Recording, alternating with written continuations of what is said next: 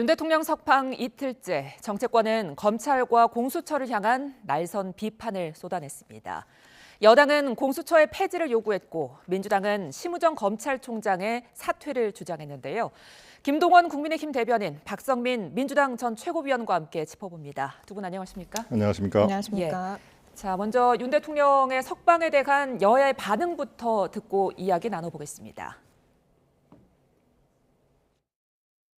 법을 무시하고 대통령을 52일 동안 불법 구금한 관계자 여러분들은 반드시 고발되어 수사받아야 합니다. 28시간을 지연시킨 후 석방 지휘를 한 것은 중대한 법치 도전이자 헌법 위반입니다. 심우정 검찰총장은 즉각 사퇴해야 합니다. 민주당은 심우정 총장에 대해 즉시 고발 조치를 취하고 심우정 총장 스스로 즉각 사퇴를 거부한다면 탄핵을 포함해 모든 조치를 취하겠습니다. 윤 대통령 석방을 두고 여야 여론전이 뜨겁습니다. 먼저 조금 전 국민의힘 권성동 원내대표, 민주당의 최상목 권한대행 그리고 심우정 검찰총장의 이 탄핵 주장에 대해서 이재명표 국정 파괴 질병이 또 도지고 있다, 이렇게 비판을 했습니다. 그렇습니다.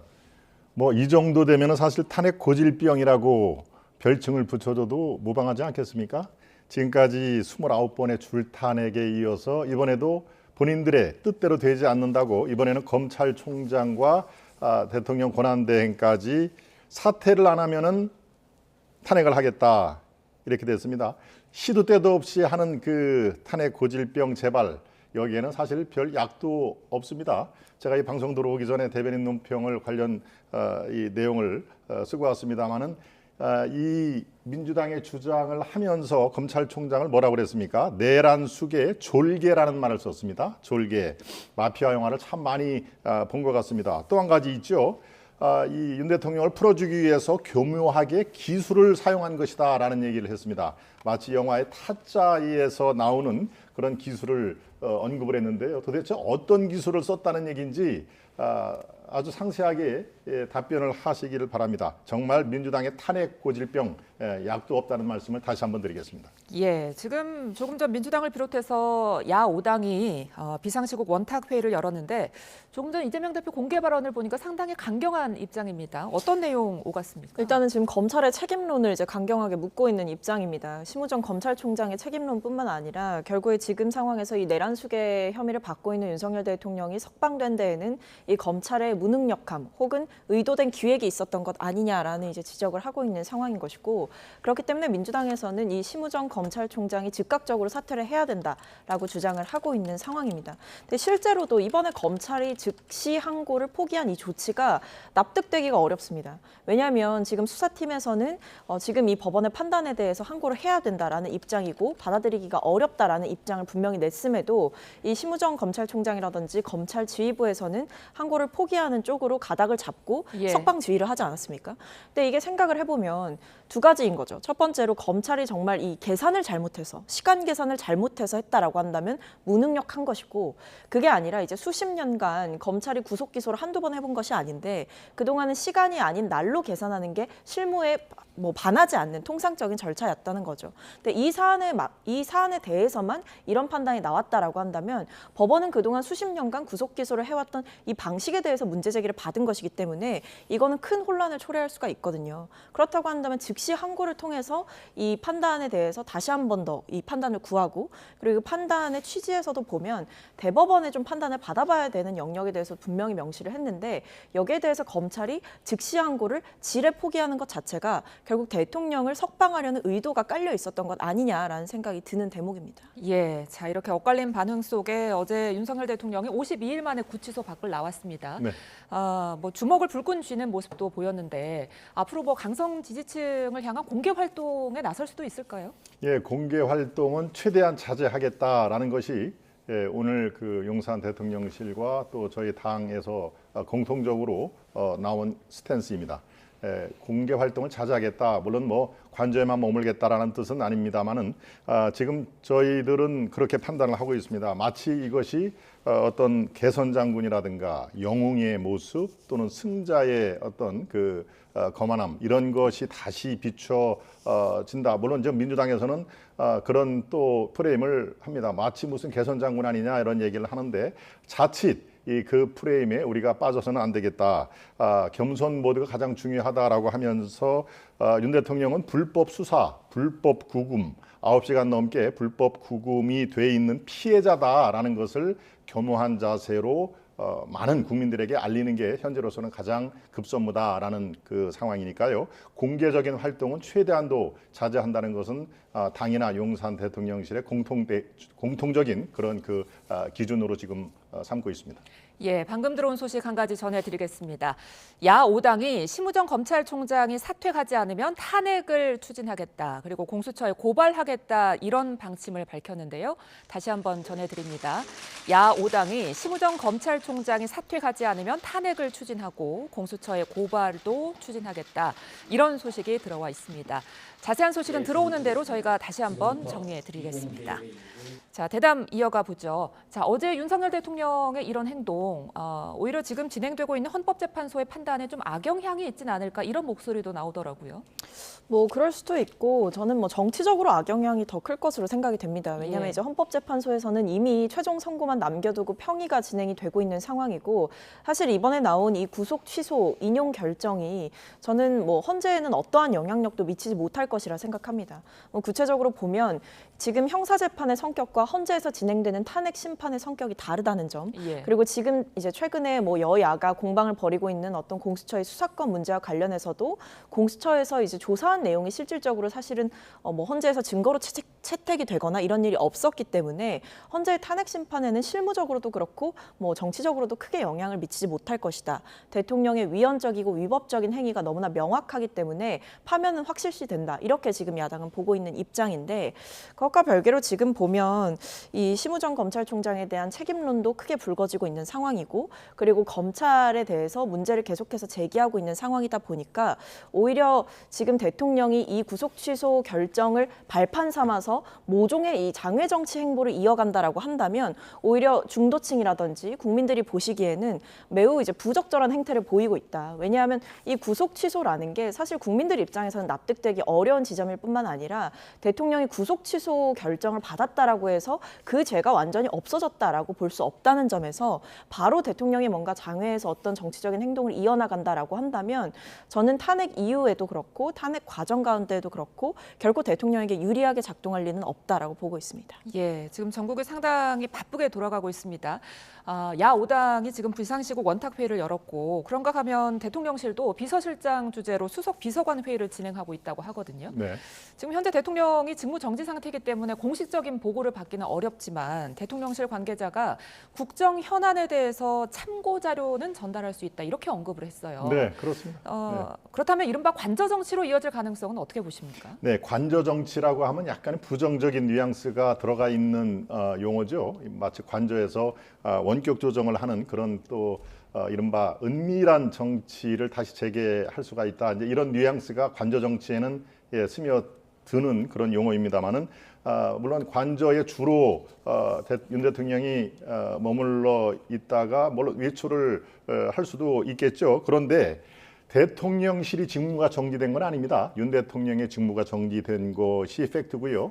이른바 용산의 대통령실은 국정 운영의 주축이죠. 행정부와 함께 국정을 조율하고 추진하고 운영하는 하나의 축이 용산의 대통령실입니다. 그러니까 대통령실의 통상 업무는 정지되지가 않았기 때문에 얼마든지 지금 국정 운영에 대해서 더 불안한 시국일수록 더 일을 하고 있는데요. 대통령이 대통령실에 대해서 지시나 아니면 인사권의 제가를 한다거나 그런 일은 아마 없을 겁니다. 그렇지만 통상적인 국정 운영에 대해서 뭐 곧 있다고 지금 민주당 쪽에서는 얘기를 합니다만 탄핵이 이 기각이 되면 다시 돌아와서 업무를 해야 될 거 아니겠습니까? 그러니까 대통령실의 통상적인 국정 업무에 대한 사후 보고라든가 이런 것들은 당연히 이루어져야 되겠죠. 이 문제의 소지 이것은 제가 법조계에 좀 이렇게 파악을 해보니까요. 그것은 문제될 게 없다. 아마 민주당도 그거에 대해서 시비를 걸거나 그러지는 않을 것으로 파악이 됩니다. 예, 문제될 건 없다고 하셨는데 민주당도 그렇게 보십니까? 그렇게 볼 리가 없을 것 같은데요. 왜냐하면 일단 지금 탄핵 심판이 뭐 최종 선고만을 앞두고 있는 시점인데 결국 이 대통령의 탄핵 심판이라고 하는 것 자체가 대통령직을 바로 즉각적으로 정지를 하고 대통령직을 유지할 자격이 있는지 없는지를 따져보는 것이기 때문에 예. 지금 대통령은 직무 정지의 상태거든요. 그러니까 아무리 대통령의 인신 구속이 풀렸다라고 하더라도 대통령이 마치 대통령직을 정상적으로 수행할 수 있는 위치에서 받아볼 법한 일종의 보고들을 받는 것 또는 뭐 그것이 참고 자료라고 할지라도 그 안에 사실 어떤 내용이 있는지 정확하게 좀 따져봐야 되지 않겠습니까? 어쨌든 대통령이 지금 대통령의 어떤 틀만 가지고 있을 뿐 직무가 정지된 상태이기 때문에 아무리 어떤 복귀를 확신한다라고 하면서 희망 회로를 돌려서 여러 가지 업무에 복귀했을 때 차질을 빚지 않도록 돕는 차원이다라고 설명을 한다고 해도 그것은 저는 좀 납득되기 어려운 설명이다. 왜냐하면 대통령은 지금 대통령으로서의 직무를 수행할 수 없는 정지 상태이고 그리고 이제 탄핵 심판에서 대통령직을 박탈당할지 유지를 할지 이것이 점쳐지는 시점이기 때문에 그 기로에 서 있는 시점에서 모종의 참고 자료라고 할지라도 보고를 받는 이런 어떤 형태는 부적절하다라고 생각합니다. 예. 자, 석방 전에 이루어졌던 여론조사죠. 최근 갤럽 조사에서 응답자의 60%가 대통령 탄핵에 찬성하고 있다고 답을 했거든요. 그렇다면 어제 석방으로 이런 흐름이 좀 바뀔 수도 있을까요? 예, 저는 일정 부분 충분히 바뀔 수 있다고 판단을 합니다. 그 중에서 여론조사에 지금 키를 향방을 쥐고 있는 중도층이 과연 어떤 식으로 움직일 것인가라는 것이 초미의 관심사인데요. 자, 이번 법원의 결정으로 무리한 구속이었다, 무리한 수사였다가 드러나 있지 않습니까? 이 뒤에는 이재명 대표가 이끄는 민주당이 그 졸속 재판, 헌재라든가 법원에 영향력을 행사하는 것이 없지 않다고 아마 많은 국민들이 생각을 하실 겁니다. 이 중도층들이 윤 대통령의 구속과 수사가 적법한 절차를 거치지 않았구나라는 인식에 도달을 하면은 지금은 약간 이 윤 대통령과 국민의힘의 지지를 유보하는 그런 그 중도층들이 상당 부분 돌아올 수 있는 가능성이 열렸다라고 저는 판단이 듭니다. 예. 자, 그런데 어제 윤 대통령 석방할 때 이제 구치소 앞에 모습에서 눈에 띄었던 것 중 하나가 김기현 의원이나 이철규 의원처럼 이른바 친윤 의원들이 모습을 보였거든요. 이런 부분들이 혹시 중도층 이탈을 좀 부추기는 건 아닐까요? 저는 더 가속화시킬 거라고 봅니다. 사실 최근에도 중도층 이탈 흐름이 뚜렷하게 보였었는데 그게 아무래도 이 국민의힘 의원들의 꽤 많은 숫자가 뭐 정광훈 목사가 주최하는 집회에 나가서 대통령을 이제 옹호하는 발언을 하면서 과격한 발언들도 했어요. 뭐 예를 들면 서천 의원 같은 경우에는 뭐 헌재를 부숴야 된다 이런 발언을 공개적으로 하기도 했거든요.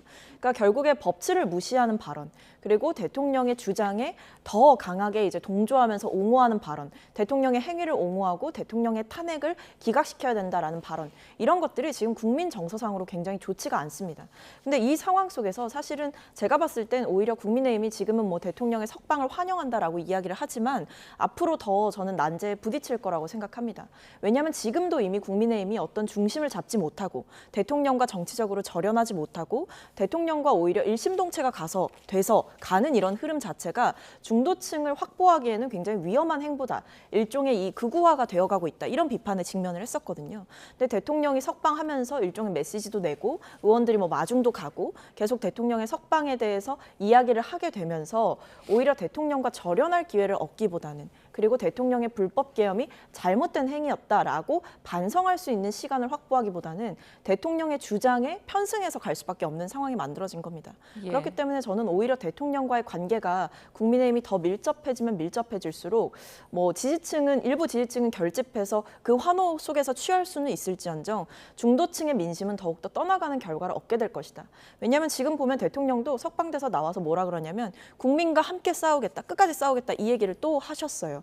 그러니까 결과적으로 본인의 잘못된 행위에 대해서 그 계엄 그날 본인이 했던 행위들에 대해서 전혀 반성이 없는 상태이고 오히려 절박한 계엄이었고 정당한 계엄이었다라는 주장을 일관성 있게 가져가는 흐름이기 때문에 중도층의 민심에는 굉장한 악영향을 줄 것이다 이렇게 보입니다. 예, 어제 윤 대통령의 구치소 밖을 나올 때 또 한 가지 눈에 띄었던 것 중 하나가 이 김성훈 경호처 차장의 밀착 경호였습니다. 네.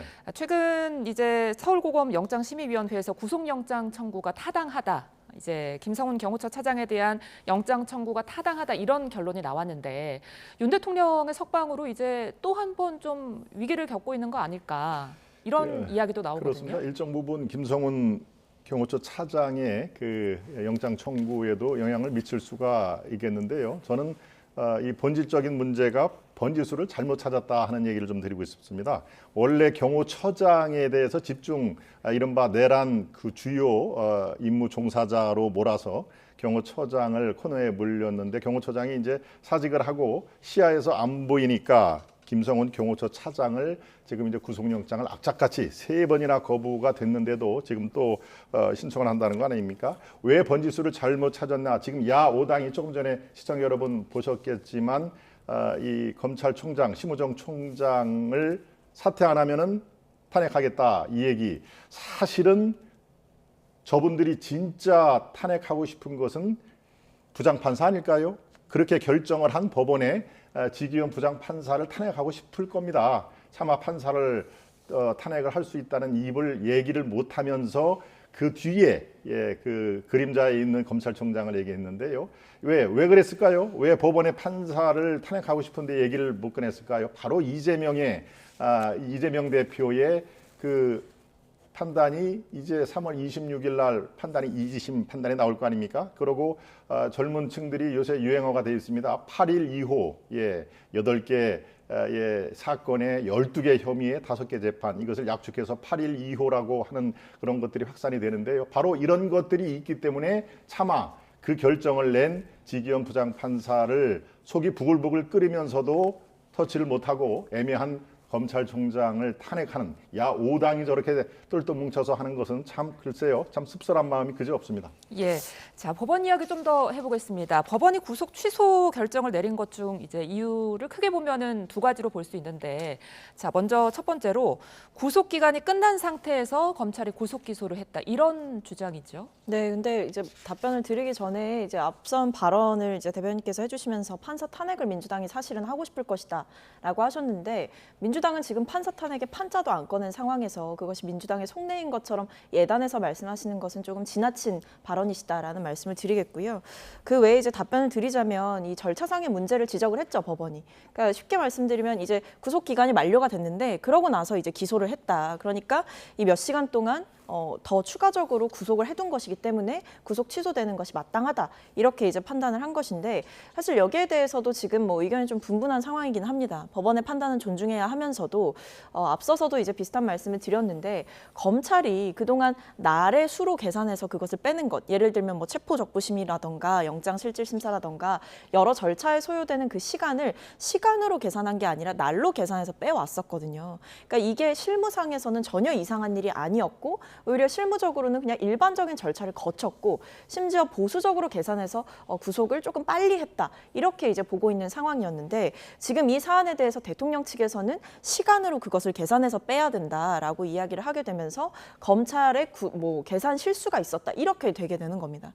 근데 저는 사실 좀 납득하기는 어려운 상황인 것 같기는 합니다. 왜냐하면 전례에 반하는 일이기도 하고 한 번도 검찰이 뭐 이 사안별로 시간으로 계산하냐 날로 계산하냐를 따진 게 아니라 통상 일괄적으로 날로 계산해 왔다는 점을 고려해 볼 때 검찰 측에서도 이 부분에서 그렇다고 한다면 항고를 해서 다시 판단을 받아봄이 바람직했다고 생각을 하는데요. 여기에 대해서 항고를 포기했다 보니까 검찰에 대한 비판을 안 할 수가 없는 상황인 것 같습니다. 왜냐하면 이렇게 되면 다른 이제 뭐 구속되어 있는 피고인들이 나도 그럼 윤석열 대통령 사례처럼 시간으로 계산을 해서 빼야 되는 것이다라고 주장을 하게 되면 다수가 뭐 구속 취소가 되는 일이 벌어질 수도 있는 거거든요. 이런 혼란들까지도 총체적으로 고려를 해봤을 해봤을 때 검찰이 지레 짐작해서 즉시항고를 포기한 것 자체가 여전히 납득이 되지 않는 상황이긴 합니다. 예, 자 법원의 시간으로 계산해야 한다 이런 판단에 대해서 여러 논란이 이어지고 있는데 그런데 법원이 설사 구속 기간이 만료되지 않았더라도 또 하나의 절차상 문제를 지적을 했습니다. 바로 이 공수처의 수사권 논란이거든요. 그렇습니다. 공수처의 수사권 논란 이거는 뭐 벌써 2달이 넘게 지리하게 이어지는 건데요. 뭐 제가 여러 차례 말씀을 드렸다시피 공수처가 어떻게 태어났는지를 우리 시청자 여러분께서 이해를 하시면은 공수처 자체의 수사가 정말 무리가 있구나. 이게 처음에 우리 앵커님 잘 아시겠지만 경찰, 검찰, 공수처가 벌떼같이 윤 대통령 수사에 달려들었습니다. 그리고 검찰과 경찰이 수사한 것을 다 이첩해달라. 물론 공수처법에는 이첩 요건이 있습니다. 자, 지금까지 당신들이 한 거 다 공수처로 이첩을 해주세요. 이제 지금부터는 우리가 합니다라고 얘기를 했는데 여기에 내란죄로 수사한다고 얘기를 한 거는 공수처였습니다. 그런데 내란죄는 검찰도 수사권이 없죠. 유독 경찰에만 수사권이 있죠. 바로 민주당의 검수완박에 의해서 그렇게 법이 바뀐 것입니다. 그런데 언론에서도 그렇고 내란죄에도 공수처가 수사가 없는 게 맞습니다라고 얘기하니까 공수처가 말을 바꿨습니다. 뭐 알고 보니까 그렇습니다. 그러면은 우리는 직권남용의 수사를 하다가 보니까 내란죄가 타고 들어왔다 이런 표현을 썼는데요. 참 공수처의 한계가 너무나 뚜렷하게 얘기를 한 오동훈 공수처장의 얘기였죠. 바로 이런 첫 단추가 잘못 꼬였기 때문에 무슨 쇼핑이 영장이 백화점입니까? 판사 쇼핑, 영장 쇼핑, 법원 쇼핑 이런 것들이 온갖 그 악법의 탈법을 더해서 나온 공수처의 원초적인 수사 분능과 불법이었다 이렇게 돼 있기 때문에 바로 이번 법원에 의해서 이런 판결이 나왔다. 저는 그렇게 판단하고 있습니다. 예, 자 김 대변인님 지적처럼 이 12.3 비상계엄 이후 계속해서 이 공수처의 수사권 논란이 이어졌었거든요. 그리고 또 한 가지 뭐 영장 쇼핑이다 이런 말들도 나왔는데 공수처가 이런 논란을 좀 자초했다는 비판에 대해서는 어떻게 생각하세요? 뭐 사실 공수처가 이번 여러 이제 과정 중에서 매끄러운 모습만 보여준 거는 아니죠. 좀 미숙한 모습도 분명히 있었고 뭐 체포영장을 1차로 집행하는 과정에서 격렬하게 저항했던 뭐 대통령도 문제였지만 좀 너무 나이브하게 그러니까 좀 이 상황 자체를 좀 철저하게 계산하지 못하고 체포영장을 집행하려고 했던 이 공수처의 무능도 지적을 받은 바가 있기는 했습니다. 근데 그것과 지금 별개로 봐야 되는 것은 이번 판단이 그러니까 이 대통령의 구속 취소 판단의 결정문 7페이지를 보시면 명확하게 규정하고 있지는 않은 바라고 하면서 그 뒤에 뭐라고 이야기를 하냐면요. 이와 관련한 대법원의 최종적 해석과 판단 등이 있기 전까지는 피고인의 구속에 관한 위법 여부를 섣불리 판단하기 어렵다라고 합니다. 그러니까 한 문장으로 말씀드리면 이 구속 취소 판단에서 공수처에는 내란죄 수사권이 없다. 그러니까 위법한 수사였다라고 결정을 해준 게 아닙니다. 대법원의 판단을 구하는 취지를 분명하게 명시를 했고요. 그 외에도 앞에서 이 변호인들이 언급했던 예를 들면 공수처의 수사권이 없으므로 불법하고 무효인 수사이고 무효한 구속이다 이렇게 얘기를 하는 것 자체가 그것만으로 위법 여부를 판단할 수 없다라고 주장을 했기 때문에 변호인 측의 주장이 100% 받아들여졌다고 보기도 어렵습니다. 그리고 저는 또 한 가지 말씀드리고 싶은 건 사실 공수처의 수사권 논란은 대통령 측에서 계속해서 제기해왔던 논란이었고 그것 때문에 사실은 대통령이 체포 적부심까지 신청을 했던 거거든요. 근데 그 체포 적부심이 어디서 기각이 됐느냐? 중앙지법에서 기각이 됐습니다. 그동안 이 체포영장이라든지 이런 여러 영장들에 대해서 서부지법에 신청하니까 자꾸만 나오는 거 아니냐, 중앙지법에 해야 된다라고 주장을 하셨던 분들도 체포적부심에서 중앙지법이 기각, 그러니까 대통령의 손을 들어주지 않고 오히려 이 영장이 정당하다라는 판단을 내려줬기 때문에 저는 그 체포적부심이 기각됐던 그 판단만을 보더라도 공수처의 수사권 논란이라든지 아니면 이 영장 쇼핑 논란이라든지 이런 것들이 일거에 정리가 됐다라고 보고 있습니다. 그렇기 때문에 이 결정문, 이번에 나온 법원의 결정문에서도 공수처의 수사권이 뭐 명확하게 없다라고 한 것이 아니라 대법원의 판단을 받아볼 필요는 분명하게 있다라고 얘기를 했기 때문에 이것을 마치 구속 취소가 됐다라고 해서 공수처가 무효로 이 모든 수사를 진행했다라고 보기는 어렵다라고 생각합니다. 예, 관련해서 여권에서는 공수처를 해체해야 한다 이런 주장까지 나오던데요. 네, 그렇습니다. 제가 아까 설명드린 대로 이 원초적인 공수처의 태생, 공수처가 왜 그 설립이 됐습니까? 바로 문재인 정권 당시에 문재인 정권에서 가장 많이 썼던 게 검찰 개혁 아니었습니까? 그래서 조국 민정수석을 검찰 개혁을 하라고 법무부 장관을 시킨 거 아마 여러분들 다 기억을 하실 겁니다. 검찰이 특히 검찰총장 출신의 윤석열 후보가 그 당시에 많은 주목을 받고 있고 결국은 대통령까지 됐습니다마는 검찰 개혁, 검찰은 우리 편이 아니라 저쪽 편이다라고 하는 피해 망상에서 시작이 된 거 아니겠습니까? 그래 고위공직자 부패 수사처, 이른바 공수처가 태어난 그 자체가 정치적인 그런 그 보관이 깔려 있는 것이죠. 순수한 의미에서 고위공직처의 부패 비리를 수사한다는 것은 현행 이 검찰 내에서도 얼마든지 가능합니다. 그리고 법률을 개정을 해서라도요, 검찰이 딴 짓을 못하게 할 수가 충분히 있다는 게 법조계의 지배적인 그런 상황 아니겠습니까? 이번에 공수처의 지금 법원 판단에 무리한 수사였다, 그리고 적법한 절차를 거치지 않았다, 이것만 하더라도요, 공수처의 존재 이유는 없다고 판단이 됩니다. 그래서 해체라는 얘기가 나오고요, 공수처 스스로 공수처장을 비롯해서 본인들의 어떤 그 미래를 한번 설계를 해 보시기를 바라겠습니다. 예, 자, 공수처와 더불어서 책임론에서 이제 자유로울 수 없는 게 바로 검찰 아니겠습니까? 즉시 항고가 아닌 석방 결론을 냈는데 이 부분에 대해서 심우정 검찰총장이 좀 주도를 했다고 알려지고 있거든요. 어떤 판단이 깔렸을까요? 저는 그 부분이 사실 그래서 이해가 안 되는 겁니다. 예. 그러니까 그동안 검찰이 수십 년간 구속 기소를 했던 그 나를 계산하는 방식을 이번에 처음으로 그 방식이 잘못됐다라는 판단을 받은 것인데, 정상적인 검찰의 조직이라고 한다면 본인들이 그동안 해왔던 어떤 실무적인 그 방식에 대해서 법적으로 판단을 받았다고 한다면 여기에 대해서 당연히 이의 제기를 할 수가 있는 것이고, 심지어 이 수사팀에서조차도 항고를 해야 된다, 석방을 바로 시키면 안 된다라고 이야기를 했는데도 이것을 사실상 묵살시키고 이렇게 결정을 한 데에 대해서 저는 좀 납득하기가 어렵다라는 말씀을 먼저 드리고, 뭐 말로는 이제 위헌성을 이야기를 한 것 같습니다. 그러니까 여러 가지 이제 정치적인 부담도 분명히 작용을 했던 것 같고 법적인 부담도 있었던 것 같습니다. 예를 들면 이제 과거의 어떤 판례에서 이 구속영장 집행 정지 관련해 가지고 거기에 대해서 검찰이 즉시 항고를 하는 것이 위헌적이다라는 판단을 한 바가 있었는데요. 근데 사실 여기에 대해서도 좀 의문스러운 것은 이것은 구속영장 집행 정지와 관련한 판단이었지 구속 취소와 관련된 판단이 아니었고, 예. 그리고 심지어 이 구속이 취소되는 결정적인 근거로 쓰인 게 앞서 제가 말씀드렸던 뭐 시간이 아니라 날로 계산하는, 통상적으로 검찰이 일괄적으로 사용해 왔던 그 정상적인 방식에 대해서 문제 제기를 받은 거기 때문에 정말 뭐 계산을 틀렸다라는 것도 사실은 좀 굉장히 납득하기 어려운 이유이긴 합니다만, 어쨌든 본인들이 해왔던 방식에 대해서 문제 제기를 받았다라고 한다면, 그리고 판결문에서도 분명히 대법원의 판단, 해석 이런 것들이 필요하다라는 것을 암시했다라고 한다면, 정상적인 검찰 조직이라고 한다면 당연히 즉시 항고를 해야 되는데 그것을 안 한 게 여전히 납득하기 어려워서 더더욱 이 심우정 총장의 책임론이 불거지는 상황인 것 같습니다. 예, 계속해서 이제 지적해주고 계신 날이 아닌 시간으로 계산한 부분, 이 부분에 대해서 검찰 특수보는 좀 받아들이기 어렵다, 이렇게 나오면서 좀 대검과는 어떻게 보면 대립각을 세우고 있는 모습을 보이기도 했거든요. 그렇습니다. 예. 예, 특수보는 본인들이 수사를 한 입장에서는 뭐 그럴 수 있다고 좀 봅니다. 수사를 애써 해왔더니 구속이 취소가 됐다. 이게 도대체 무슨 마른 하늘에 날벼락이냐라고 생각을 할 수도 있겠습니다만은 법원에서 그 부장판사, 지기현 부장판사가 명확하게 얘기를 했습니다. 애매한 사안일 때는 무엇이 우선을 한다? 피의자의 인권이 우선을 한다는 그런 취지로 얘기를 한 것이죠. 이것은 법조계의 헌법부터 일반 그 형법까지 일관되게 흐르는 말이 있습니다.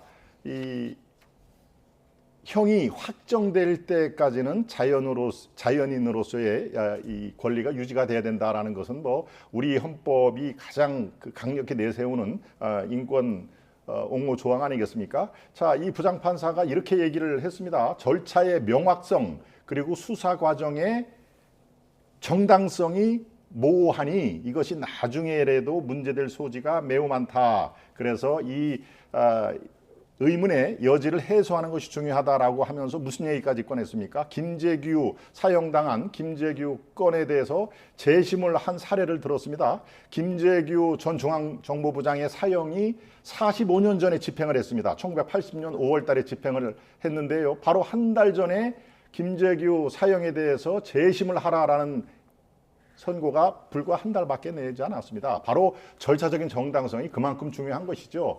그럴 가능성이 충분히 하니 이런 이론 그리고 의문 이것을 해소를 하라라고 아주 명쾌히 설명을 했기 때문에요. 저는 그렇습니다.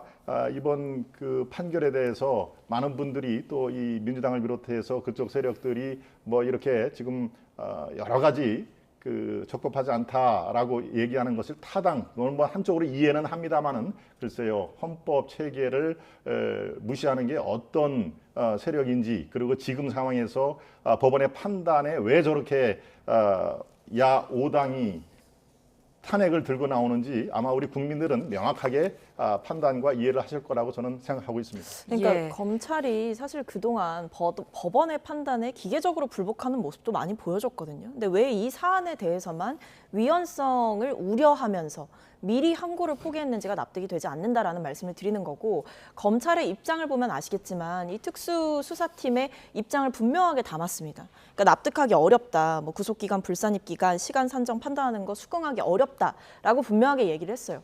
법원의 판단에 대해서 검찰이 수긍할 수 없을 때 하는 게 항고입니다.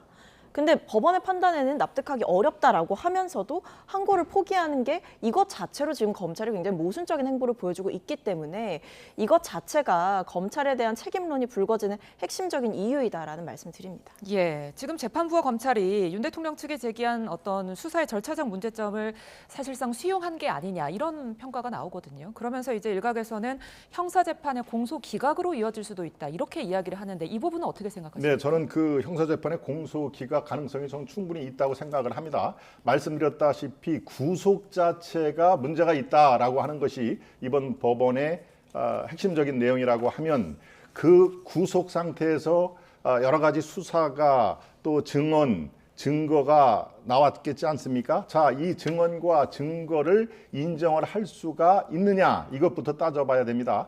형법에 이렇게 나와 있습니다. 독과의 원칙이라고 하는 거 아마 시청자 여러분 여러 번 들었을 텐데요. 독이 묻어 있는 나무에서 열매 맺은 과일을 어떻습니까?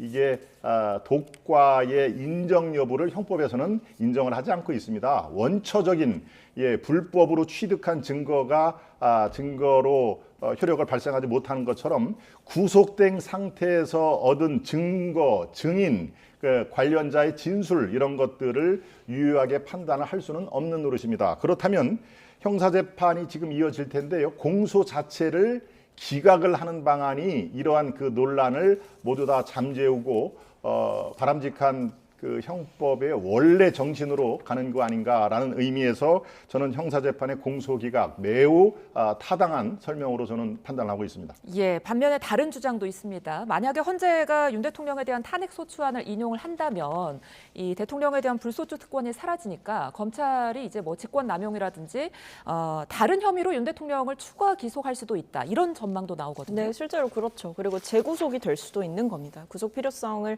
저는 뭐 인정을 받았었다라고 생각을 하기 때문에 지금 구속 취소 결정이 난 건 대통령의 구속 자체가 부당했다라는 판단이 아니라 구속 기간을 산정하는 기준에 대해서 검찰과 다른 의견을 법원이 보여준 것이기 때문에 구속 자체를 부정하는 판단이 나왔거나 뭐 대통령의 혐의의 뭐 중대성을 부정하는 판단이라던가 수사권을 부정하는 판단 이런 것은 아니었다라고 생각을 합니다. 그렇기 때문에 앵커께서 말씀을 해주신 것처럼 대통령에 대한 탄핵 결정이 저는 아마 이 주중으로 나오지 않을까 싶거든요. 예. 결국에 지금 뭐 3월 14일로 많은 분들이 예견을 하고 계신데 이때 이제 파면이 확실시 되고 대통령이 그동안 대통령으로서 누리던 특권이 사라지게 된다라고 한다면 아마 형사재판과 관련한 수사에 대해서는 보다 좀 더 탄력이 붙을 수가 있다. 그리고 재판도 더 속도가 날 수 있다. 이런 생각이 들고요.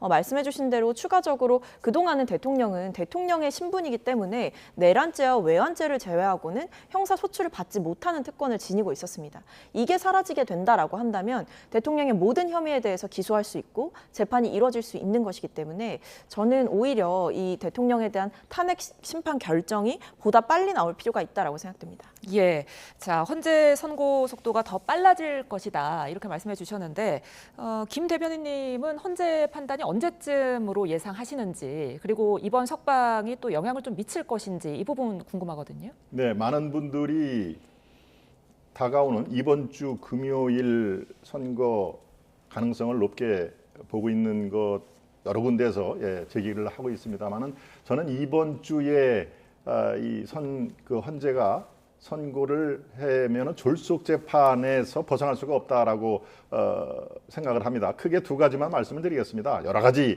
사안이 있습니다만은 하나는 바로 이 윤 대통령의 구속 집행 정지가 아닙니다. 이건 구속 취소입니다. 구속 집행에 문제가 있으니 잠시 구속을 벗어났다가 다시 집행을 하는 게 아니라 구속에 원초적인 문제가 있으니 구속을 취소한다. 그런 건 우리 시청 여러분 잘 구분을 하실 줄 믿습니다. 또 한 가지 있습니다. 곽종근 특전사령관 얘기를 안 할 수가 없는데요. 3일 전에 나를 엮는단다, 내란죄로 엮는단다, 양심선언을 하란다 하면서 전화통화 기억을 하시죠? 이것은 무엇을 뜻합니까? 외부 세력에 엮는다는 얘기는 그거 사전에 잘 나와 있습니다. 특정한 목적을 이루기 위해서 여러 가지 사안을 짜맞춘다 하는 의미입니다. 그러니까 이런 특전사령관의 이 녹취라든가 이번 법원의 구속 취소 결정 이것은 전혀 새로운 변론이 다 끝났습니다만 새로운 이슈가 돌출이 됐기 때문에 평일을 그만하고 바로 금요일 날 선고를 한다. 그러면 그 졸속 재판 아마 본인 스스로도 우리 헌재 재판관 스스로도 이게 졸속이었구나라는 것을 인정하는 꼴이 안 될까요? 저는 그렇게 생각합니다. 이번 주에 이 헌재 재판이 이루어질 가능성은 저는 점점점 줄어들고 있다 이렇게 생각합니다. 끝으로 박 의원님께도 같은 질문 드리겠습니다. 이번 윤 대통령의 석방, 헌재 선고에 어떤 영향 미칠까요? 일단 영향을 안 줄 거라고 생각하고요. 지금 평의가 거의 매일 진행되고 있다고 알고 있습니다. 그러니까 최종 선고를 향해서 지금 헌재가 달려가고 있는 시점이라고 보고 통상적으로 기한을 계산해 봐도 이제 곧 나올 시점이 됐다. 보통 전직 대통령들의 이 탄핵 심판 관련해서 재판관들이 이 심사숙고하는 과정 자체가 11일에서 2주 정도 걸렸거든요. 그러니까 그 시간을 계산해 본다라고 한다면 비슷하게 가고 있고 앞서 말씀드렸듯 대통령의 구속 취소 문제는 사실은 이제 형사 재판과 보다 연루가 많이 되어 있다라고 보는 게 타당하고 대통령이 대통령으로서의 자격을 유지할 수 있느냐 없느냐 그러니까 징계 재판의 성격을 띠고 있는 헌법재판소의 판단과는 무관하다. 그리고 이미 대통령이 이 여러 차례 진행됐던 이 변론 기일 과정에서 사실상 대통령의 불리한 증언들이 너무나 많이 나왔고 대통령이 위법한 포고령을 선포한 것부터 군을 동원해서 선관위라든지 국회로 군을 보냈던 그런 행위들 자체가 이미 너무나 대통령으로서는 직을 유지하기에는 위험한 행동을 했고 위법하고 위헌적인 행동을 했다라는 것이 드러난 바가 있기 때문에 저는 헌재의 탄핵 심판에는 전혀 영향을 미치지 못할 것이다라고 보고 있습니다. 알겠습니다. 두 분 오늘 말씀 여기까지 듣겠습니다. 지금까지 김동원 국민의힘 대변인, 박성민 민주당 전 최고위원과 함께했습니다. 오늘 말씀 고맙습니다. 감사합니다. 감사합니다.